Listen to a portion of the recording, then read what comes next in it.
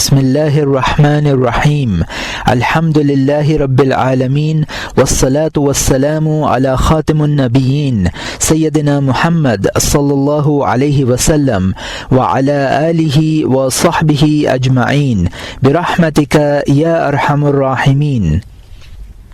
السلام علیکم ورحمۃ اللہ وبرکاتہ۔ مظہر نور خدا رازدار مصطفیٰ الغزالی بحر علم و آگہی بے کراں۔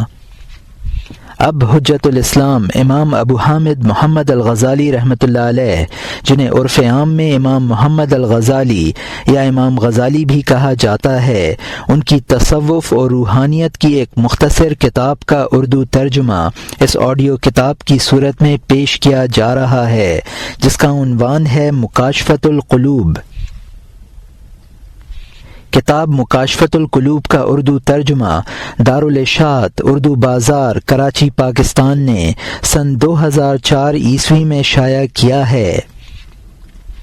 کتاب کے اردو مترجم مولوی عبدالرحیم صاحب ہیں۔